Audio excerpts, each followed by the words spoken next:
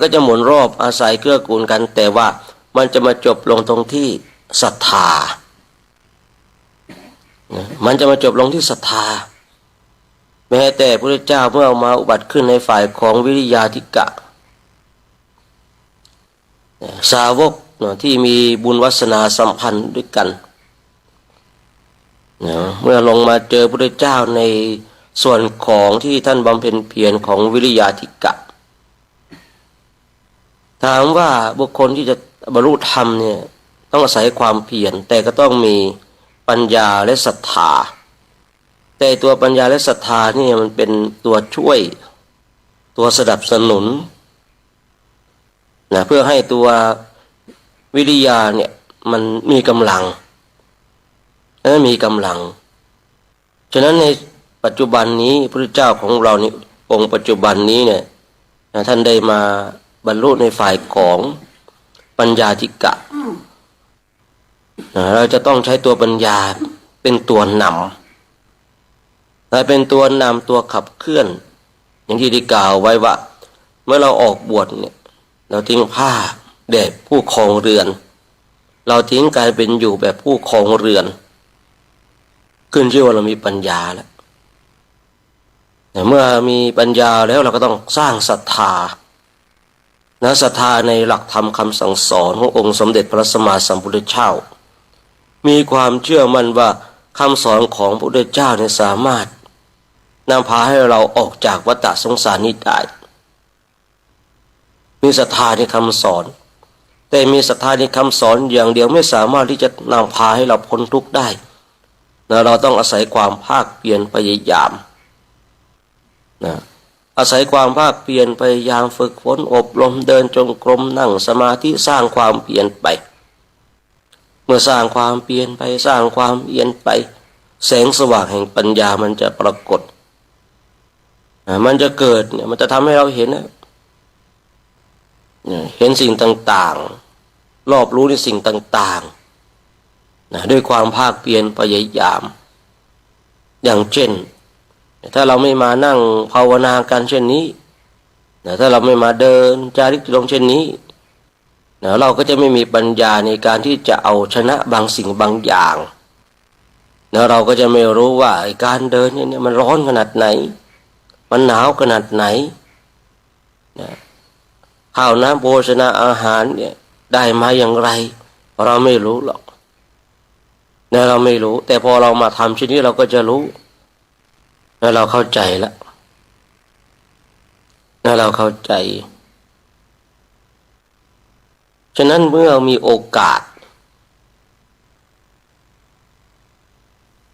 ได้มาฝึกตนตอนนี้เราข้ามมาในเรื่องของเราได้มาแล้วไม่ใช่ข้ามขอประทานไปเราได้มาแล้วในเรื่องของปัญญาที่เราผันตัวเองมาฝึกฝนอบรมภาคเพียรเช่นนี้ถามว่าเรามีศรัทธาไหมเรายังมีศรัทธาอยู่ถ้าเราหมดศรัทธาแล้วคงบอกลาสิกขาบทไปแล้วแล้วเรามีความเพียรไหมมีแต่สิ่งเหล่านี้เนี่ยปัญญาศรัทธาวิริยาเนี่ยมันเป็นของที่เป็นเบื้องต้นอยู่มันเป็นของเบื้องต้นอยู่ที่บอกว่าเบื้องต้นบางทีมันยังไม่ชัดเจนบางทีเราก็มีปัญญาแบบ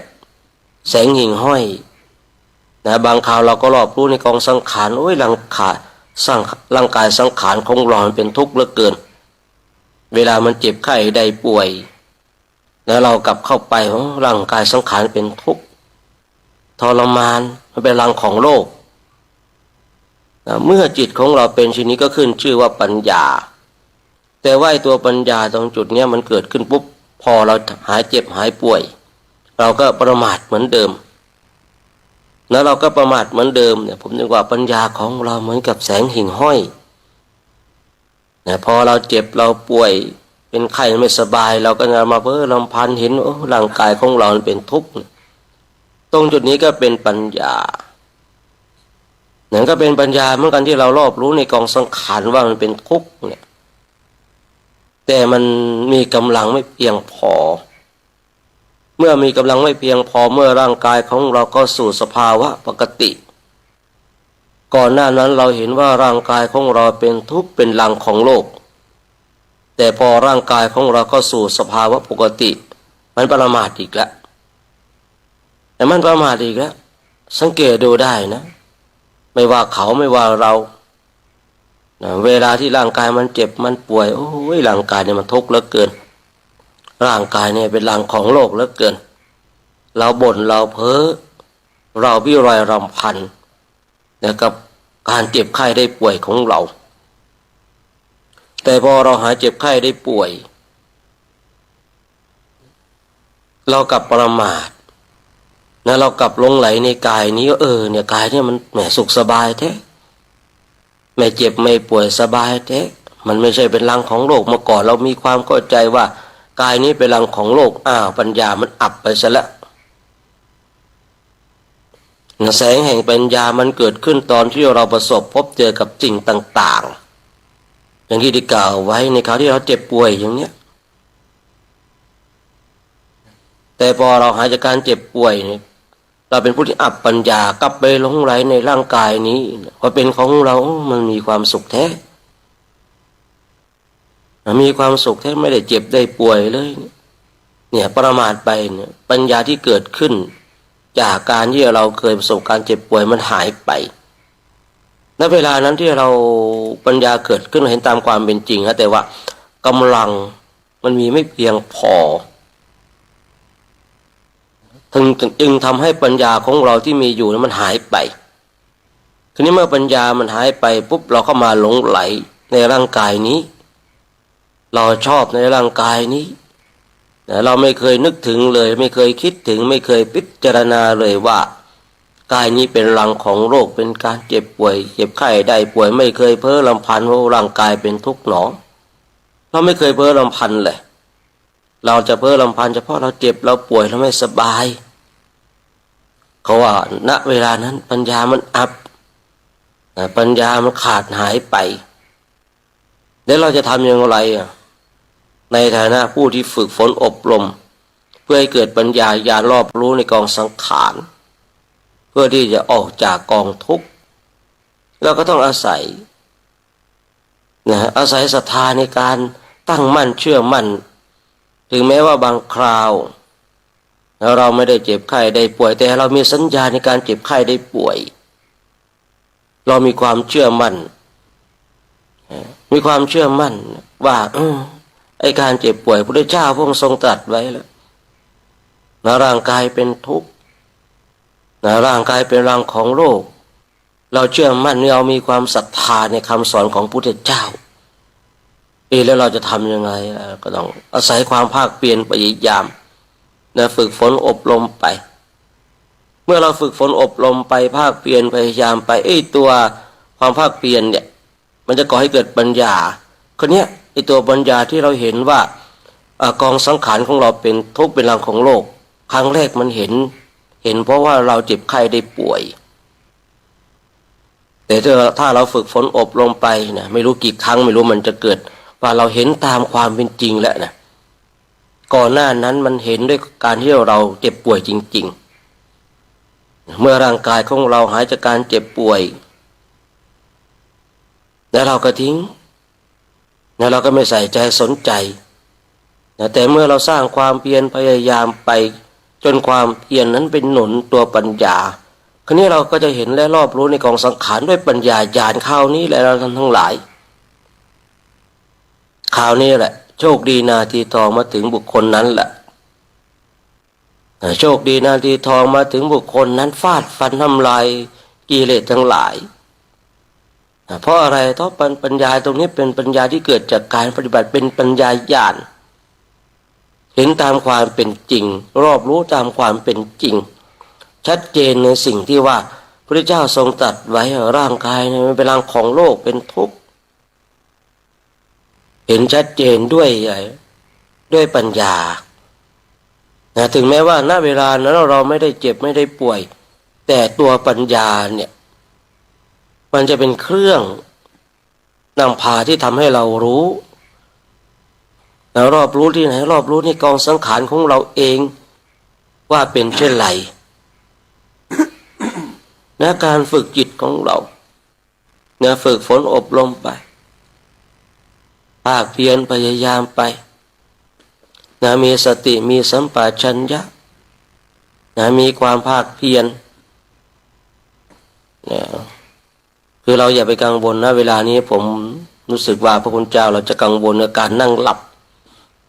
นะแล้วก็จะกลัวการสวดมนต์ในยามค่ำคืนต่อนะไอ้ตัวกังวลตรงนี้มันจะตัวขัดขวางนะพระคุณเจ้าก็ต้องมีสติสัมปชัญญะนะตัดความกังวลตรงนี้ไปนะหลายองค์หลายรูปมันเกิดความกังวลถ้านั่งไปเดี๋ยวหลับไปเดี๋ยวเขาจะมาสะกิดเนี่ยเราต้องเชื่อมั่นที่ว่าถ้าเชื่อมั่นในองค์ความรู้ของเราว่าสติสัมปชัญญะของเราก็มีเพียงพอที่จะไปทำลายหรือสกัดกั้น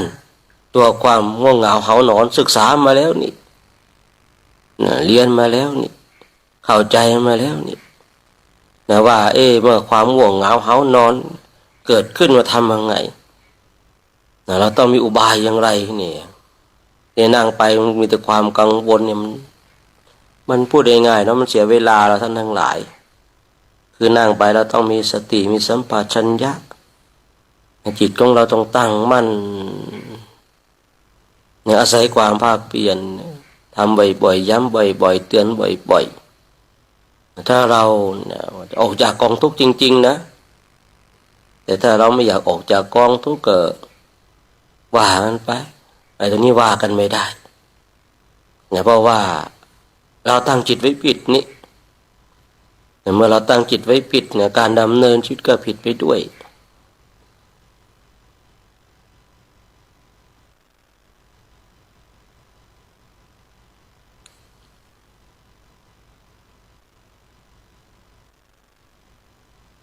ฉะนั้นก็ฝากไว้ในช่วงเช้าแบบนี้นะก็ให้เป็นเช้าแห่งการฝึกฝนอบรมเรามีปัญญาแล้วเรามีศรัทธาแล้วเรามีความเพียรแล้วถึงแม้ว่าศรัทธาปัญญาความภาคเพียรเนี่ยมันยังเป็นอยู่ในขั้นของปุถุชนของผู้ฝึกตนอยู่แต่มันสามารถพัฒนาไปถึงสูงสุดได้ก่อนที่เราจะขึ้นสู่จุดสูงสุดเราก็ต้องอยู่ในเบื้องต่ำสุดก่อนก่อนที่เราจะเข้าสู่สิ่งสูงสุดในศาสนานี้เราก็ต้องเข้าใจในเบื้องต้นก่อนถ้าเราไม่เข้าใจในเบื้องต้นกระโดดไปที่สูงเลยมันยากเราท่านทั้งหลายในเวลานี้เรากำลังเป็นผู้ที่มาศึกษาในเบื้องต้นมาทำความเข้าใจในเบื้องต้นความรู้ที่เรามีอยู่เนี่ยมันมาสามารถมาเพิ่มสติสัมปชัญญะของเราได้ไหมมาดับในความง่วงเหงาหานอนได้ไหมเอาแค่นี้ก่อนใครจะจำพระไตรปิฎกมามากขนาดไหนเยอะขนาดไหนจำสูตรได้ขนาดไหนแต่ถ้าเวลาที่คุณนั่งภาวนาแล้วสติยังไม่มีสัมปชัญญะยังไม่มามันก็ใช้ไม่ได้นะความรู้นั้นเป็นความรู้ปลอม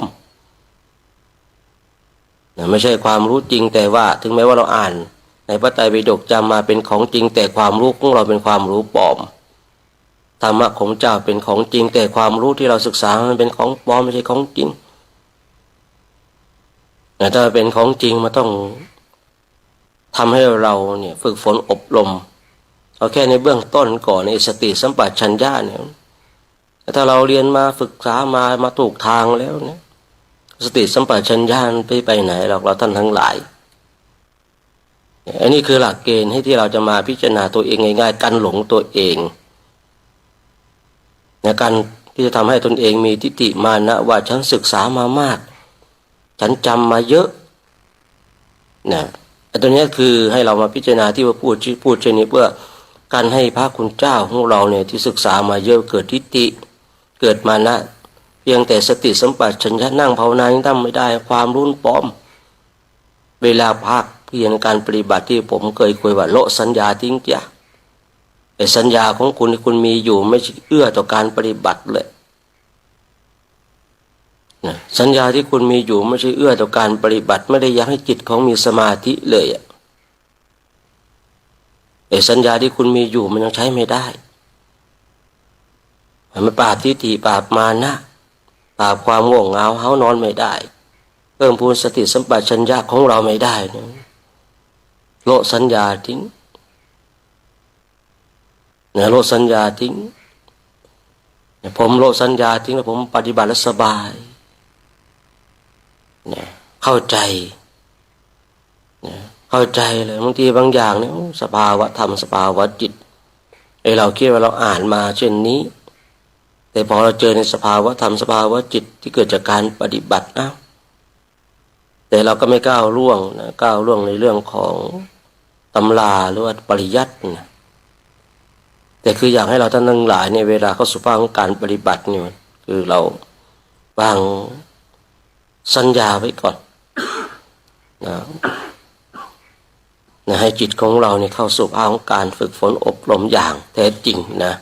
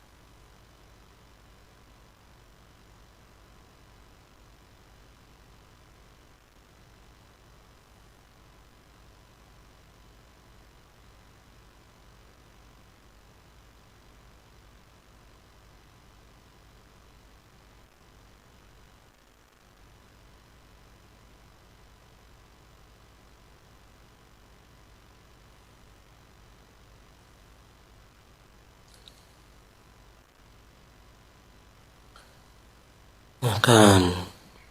เจริญจิตตภาวนาในช่วงนี้ก็สมควรแก่เวลานะให้เราท่านทั้งหลายทำความรู้สึกตัวพร้อมน้อมจิตน้อมใจจิตดีเป็นบุญเป็นกุศลเราจะได้ร่วมกันแผ่เมตตาให้กับสรรพสัตว์ทั้งหลายที่เป็นเพื่อนทุกข์เกิดแก่เจ็บตายของเรานะ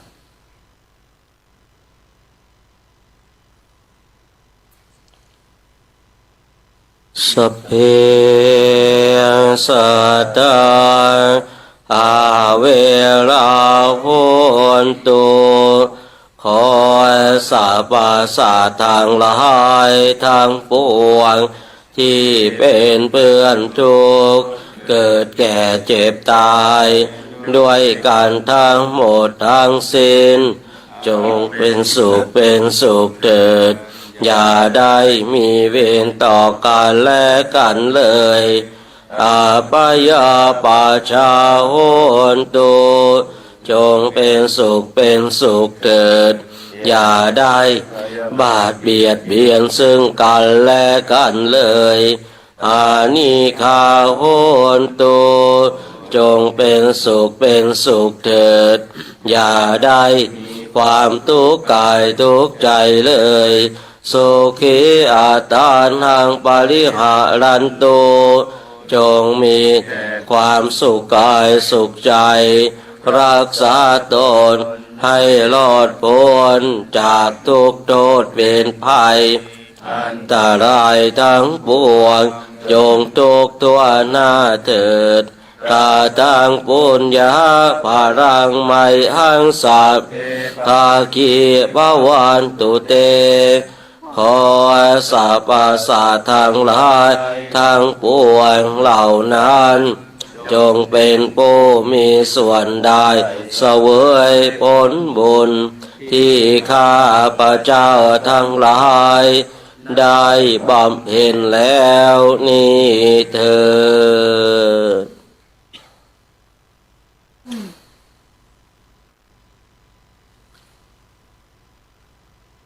เจ้านี่ก็ต้องขออนุโมทนาสาธุการเนาะนั่งสมาธิมันยากลำบากถึงขนาดนั้นเลยหรือมาเฮยมาให้เนี่ยฮะเหมือนกับเพื่อนกันเนี่ยนะเข้ากรรมฐานพอออกมานะสูบบุหรี่แบบเครียดเลยนะผมมันเครียดขนาดนั้นเลยแล้วนั่งภาวนาเนี่ยเพราะว่าบางทีมันคนที่แบบเครียดเนาะเฮ้ยมันเครียดขนาดนั้นเลยว่านั่งภาวนาเนี่ยสมัยก่อนนะบางทีนะเราไปอยู่นะพอคือนั่งแบบบ่ายโมงเขาเคาะระฆังเดินจงกรมนั่งสมาธิกันใช่หรือเปล่าบ่าย3 โมงเขาก็เคาะระฆังเลิกกวาดลานวัดอย่างเงี้ยนะพอก่อนจะกวาดลานวัดที่มาสูดเดี๋ยวแล้วเฮ้ยมันเครียดขนาดนั้นเลยว่านั่งภาวนาเนี่ยฮะผมว่าอย่างนั้นเนาะบางทีแกก็อายอยู่นะพอเราได้ยินปุ๊บแกก็อายแกก็มีฮีริอยู่เนี่ยนั่งภาวนาเครียดขนาดนั้นเลยนะมาเฮ้ยมาให้เนี่ยนะเอาบางทีนะคือเงี้ยบางทีคนพอเขาทำมาเสร็จเฮ้ยจิตมันเสพมันคุ้นเคยอะครับนะมันคุ้นเคยพอ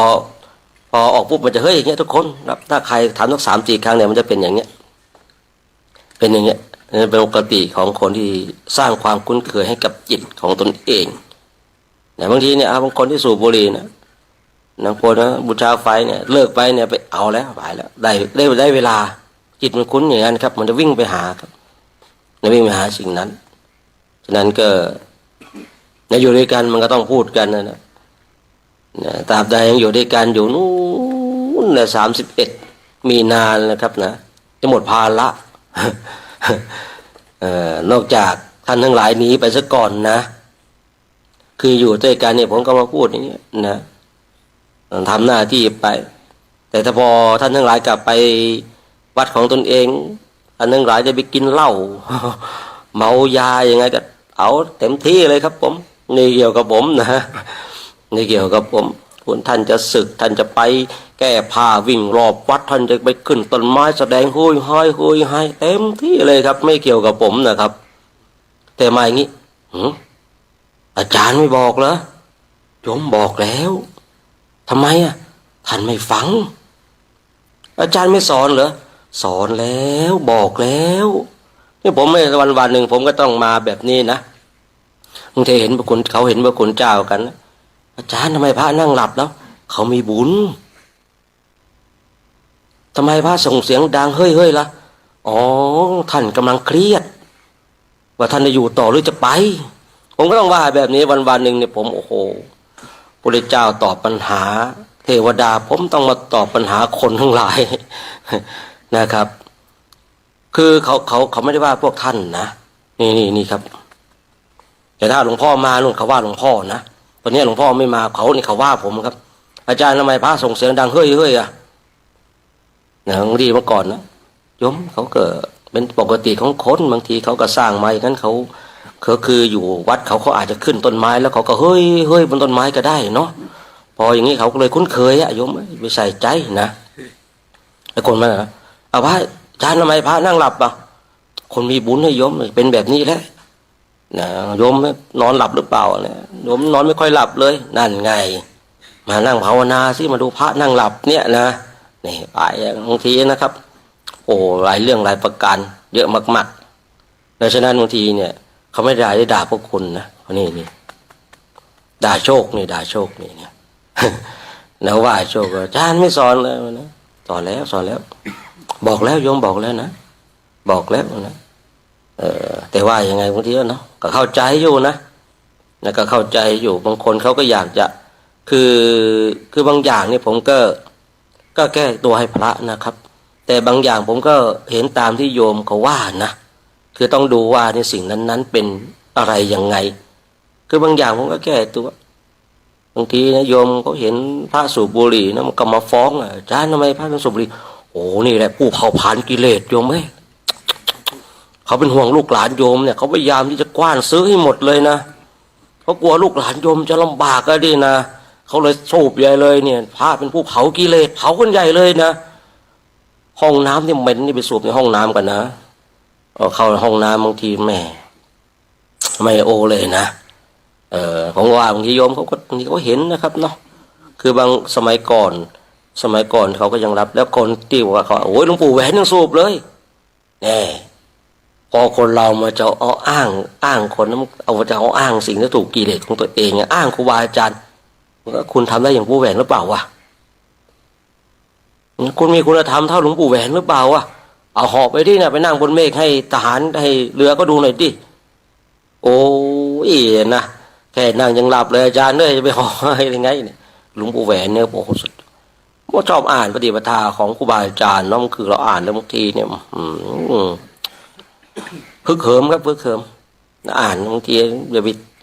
อ่านแต่พวกหนังสือนิยายอะไรกันบางทีมันเล่นเกมกันเสียเวลามันทำให้เรามันมีเครื่องเนินช้าจิตไม่ฮึกเหิมไม่เข้าสู่ภาคการปฏิบัติหลวงปู่แหวนนี่นะโอ้โหหลวงปู่ขาวอะไรเงี้ยนะหลวงพ่อลีเนี่ยหลวงพ่อลีวัดโสกรามนี่เป็นแบบผมชอบมากเลยพลังจิตเนาะนะไปตึงฤดงกับพ่อขาวแล้วพ่อขาวหลวงพ่อลีน่าจะมีญาณน่าจะเก่งเนาะคือในวันนั้นเนี่ยท่านคงรู้ว่าเสือจะเข้านะท่านก็เลยให้พ่อขาวเนี่ยขึ้นบนต้นไม้เลยครับแล้วก็ผ้าขาวม้านี่มัดกับต้นไม้ไว้เลยนะหลวงพ่อลีเนี่ยนะแต่หลวงพ่อลีนั่งอยู่ในกฎนั่งอยู่ในกฎหลวงพ่อลีบอกว่าขึ้นไปนะพ่อขาวเราเอาผ้าขาวม้าเนี่ยมัดตัวเองกับต้นไม้ไว้พ่อขาวตอนนั้นก็ไม่รู้ว่าอะไรนะพอเสือเข้ามาตัวอย่างใหญ่เลยนะพ่อขาวสั่นแบบถ้าไม่มีผ้าขาวม้าผูกนะพ่อขาวว่าตกแน่เสือกินแน่ว่างั้นนะขนาดมัดอยู่ยังสั่นแบบหัวซกเลยว่างั้นนะแต่พ่อลีเนี่ยโหต่อสู้คือสมัยก่อนนี่มันพูดง่ายๆกับเสือมันเยอะเนาะเนื้อเสือมันเยอะนะก็เลยครูบาอาจารย์ในยุคก่อนพลังจิตก็เลยต้องแก่กล้าเดี๋ยวภาวนาต้องแบบน้อยสมาธิมันต้องมีที่ท่านเล่ามาเนี่ยสมาธิมีแน่นอนถ้าไม่มีพลังจิตแก่กล้าเนี่ยที่ท่านบอกโอ้ยไม่มีอะไรหรอกเราก็แผ่เมตตาเนี่ยผมไม่เชื่อหรอกนะ คือท่านคือคุยแบบถ่อมตัวครับแต่จริงเนี่ยพลังจิตเนี่ยแน่นอนต้องมีอยู่แล้วไปเจอช้างเจอเสือเนี่ยบางทีหลวงปู่ขาวนี่ก็เก่งเนาะคุยกับสัตว์ได้นะสุดยอดเลยนะคือเนี่ยถ้าเราอ่านพวกนี้นะเราอ่านปฏิปทาครูบาอาจารย์มันทำให้เรามีกำลังอันนี้เราไปอ่านอะไรก็ไม่รู้บางทีนะอ่านอะไรก็ไม่รู้นะบางทีก็ทำให้เราสิ่งที่เราทำไปมันบั่นทอนพลังเรานะฉะนั้นก็ฝากไว้นะวันนี้เดี๋ยวเรา6 โมงตั้งแถวนะ6:15ออกรับบิณฑบาตแบ่งเป็น2 สายอย่างที่เราเคยแบ่งนั่นแหละเนาะแบ่งอย่างที่เคยแบ่งนั่นแหละแบ่ง2 สายเดี๋ยว6 โมงตั้งแถว จริงๆพระที่วัดนี้เขาบิน6 โมงแต่ของเราขอไว้หน่อยนึงออกเดือดสักนิดนึงออกช้าสัก10 นาทีนะลองขอบกราบขอบพระคุณพระในวัดนี้ด้วยเนาะที่เข้าใจนะเพราะว่าบางที6 โมงแล้วนี่บางรูปบางองค์นี่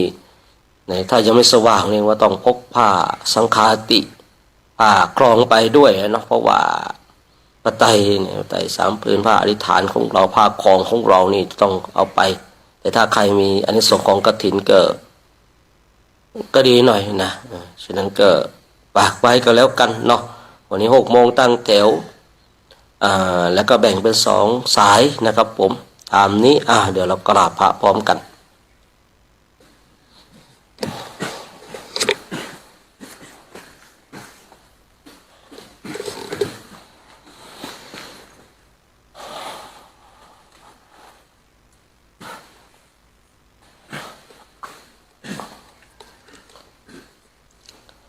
อะระหังสัมมาสัมพุทโธภะคะวาพุทธังภะคะวันตังอะภิวาเทมิสวากขาโตภะคะวะตาธัมโมธัมมังนะมัสสามิสุปฏิปันโนภะคะวะโตสาวกสังโฆสังฆังนะมามิมาตาปิตุโคนะอะหังวันทามิคุโรอุปชาอาจาริยาคุณาอะหังวันทามิน้อมจิตน้อมใจกราบคุณครูบาอาจารย์พร้อมกัน3 ครั้งพร้อมแล้วกราบกราบกราบ